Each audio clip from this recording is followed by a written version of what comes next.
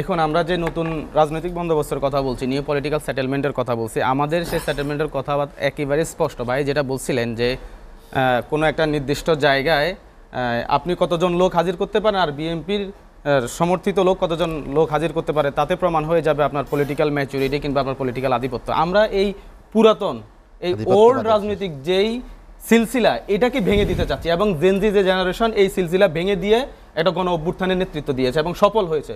গত 15 বছরে ফ্যাসিবাদ যেভাবে বাংলাদেশের জাতির উপরে ঝেঁকে বসেছে, এটা কিন্তু গত 15 বছর ধরে কোনো রাজনৈতিক দল পারে নাই।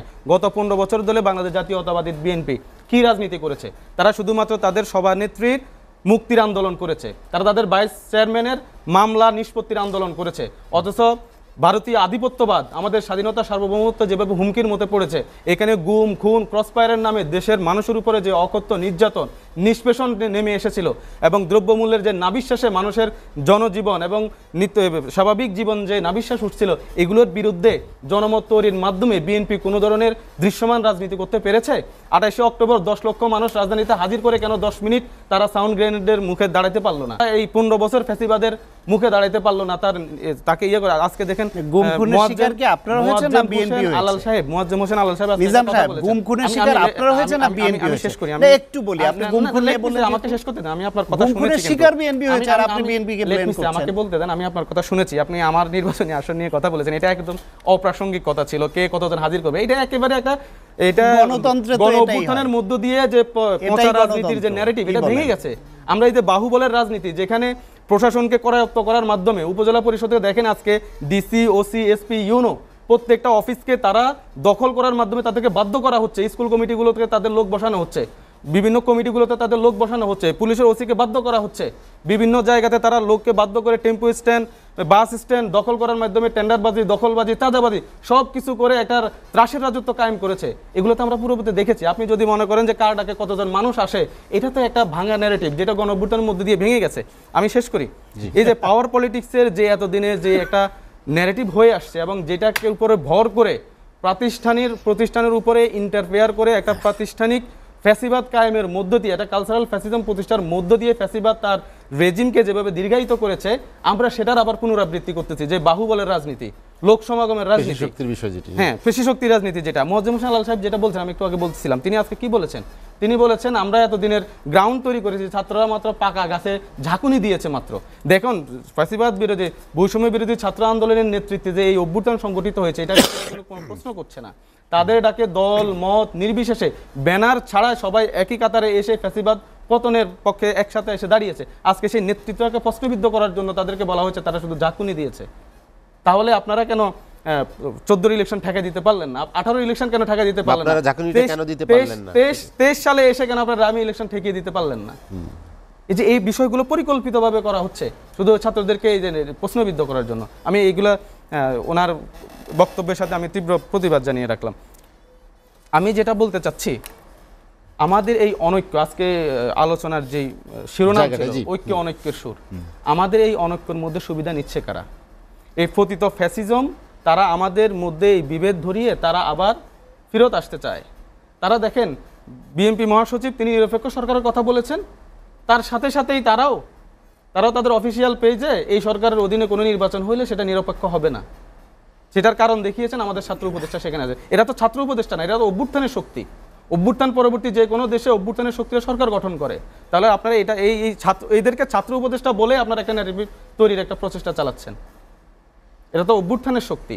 এরপর আমাদের নাহিদ ইসলাম এবং আসিফ মাহমুদ সজীব ভুঁইয়া তারা তাদের ভেরিফাইড ফেসবুক পোস্টে বলেছেন যে ছাত্রদের নেতৃত্বে কোনো রাজনৈতিক দল হলে তারা সরকারে যারা আছেন তারা পদত্যাগ করে যাবেন, সরকারের থেকে কোনো রাজনৈতিক দলে কেউ আসবেন না, এটা স্পষ্ট করে দিয়েছেন। তাহলে এখানে নিয়ে তো আলোচনা কন্টিনিউ করার সুযোগ থাকছে না।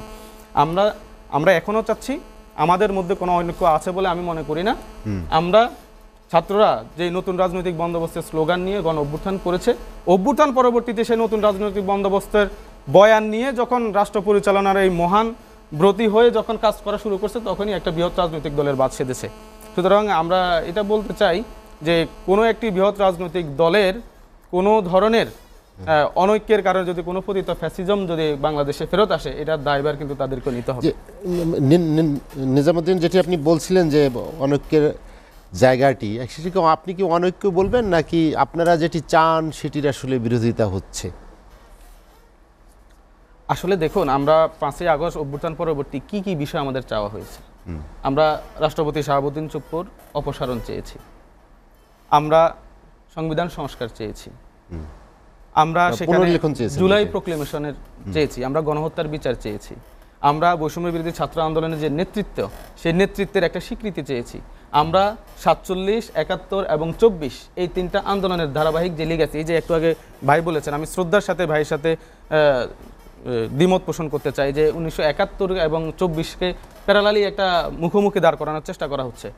আমাদের কোনো ছাত্র উপদেষ্টা বলেন, কোনো অভ্যুত্থানের নেতা বলেন, কেউই কিন্তু কোনো মুক্তিযুদ্ধকে হিউমিলেট করে তাকে সারপ্লাস করে 24কে প্রতিষ্ঠা করার কথা বলছে না। বরঞ্চ আমরা আমাদের প্রোক্লেমেশনের মধ্যে, ঘোষণাপত্রের মধ্যে আমরা স্পষ্ট বলেছি, আমাদের প্রচারপত্রের মধ্যে এটা স্পষ্ট উল্লেখ আছে যে 47, 71 এবং 24 যে ধারাবাহিক আন্দোলনগুলো, এই প্রত্যেকটা আন্দোলন একটা আরেকটার সাথে ইন্টার রিলেটেড, ইন্টার কানেক্টেড, এবং সেইগুলোর একটা লিগ্যাসির স্পষ্ট বর্ণনা থাকতে হবে প্রোক্লেমেশনে। আমরা সেটা স্পষ্ট করেছি। এখানে আমাদেরকে মুখোমুখি দাঁড় করানোর একটা চেষ্টা করা হচ্ছে।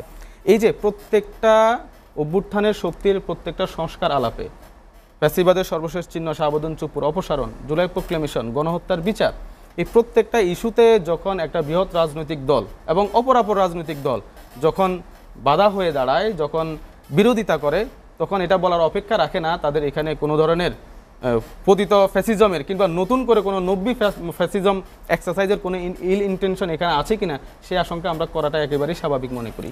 কে আসলে কোনটা তার ক্রেডিট নিবে সে ব্যস্ততা আমরা এর আগেও দেখেছি। এর আগে অনেক বাদানুবাদ দেখেছি যে রাজনৈতিক দলগুলোর সাথে আসলে মতদ্বৈততা বা দূরত্ব তৈরি বা একজন আরেকজনকে আস্থায় না নেয়ার যে বিষয়টি, এটি কি শুধুমাত্র নেতৃত্বে কে ছিল এই বিতর্কই? একে অপরকে আস্থায় না নেওয়ার যে বিষয়টা, আমরা কিন্তু শুরু থেকে বলে আসছি, এখানে নেতৃত্ব দিয়েছে বৈষম্য বিরোধী ছাত্র আন্দোলন, কিন্তু সেখানে অংশগ্রহণ করেছে দল মত নির্বিশেষে প্রত্যেকটা মানুষ, এবং প্রতিটা মানুষ যখন এই আন্দোলনে অংশগ্রহণ করেছে, আন্দোলনে একটা চরম মাত্রা পেয়েছে, পূর্ণাঙ্গ মাত্রা পেয়েছে, এবং তার ফলশ্রুতিতে কিন্তু ফ্যাসিবাদের পতন হয়েছে। সেই বিষয়টা আমরা শুরু থেকেই বলে আসছি। এখানে ক্রেডিট নেওয়ার যে রাজনীতি বাংলাদেশে বর্তমানে শুরু হয়েছে, এটা নিয়ে একটা রাজনীতি হচ্ছে আর কি। কিন্তু আমরা বৈষম্য বিরোধী ছাত্র আন্দোলন কিন্তু নাগরিক কমিটি কখনোই এই বৈষম্য বিরোধী ছাত্র আন্দোলন কিংবা নাগরিক কমিটিকে বিপ্লবের একক শক্তি হিসাবে কোনো অন রেকর্ডে কেউ কোনো বক্তব্য দিচ্ছে কিনা আমার জানা নেই। উনি বলেছেন যে নিজাম সাহেবরা এইভাবে কোট করেছেন যে নিজাম সাহেবরা হয়তো উনি বোঝাতে চেয়েছেন ছাত্ররা গত 15-16 বছরে কোনো আন্দোলন করেনি। দেখেন, গত 15-16 বছরে যতগুলো বড় আন্দোলন হয়েছে, আপনি 18 সালে কোটা সংস্কার আন্দোলন বলেন, এর পরবর্তী ধর্ষণ বিরোধী আন্দোলন বলেন, এরপরে নিরাপদ সড়ক আন্দোলন বলেন, এরপরে শিক্ষাঙ্গনের সন্ত্রাস এবং গেস্ট রুমের প্রতিবাদে প্রত্যেকটা শিক্ষাঙ্গনে ক্যাম্পাসে যেরকম আন্দোলন, মোদি বিরোধী আন্দোলন, ভারতীয় আধিপত্যবাদ বিরোধী আন্দোলনগুলো কারা নেতৃত্ব দিয়েছে? এই সিরিজ প্রোগ্রামগুলোতে শুরু থেকে যে আন্দোলনে নেতৃত্ব দিয়েছে যে আক্তার নাহিদা, তারা কিন্তু হুট করে নেতৃত্ব উঠে আসে নাই।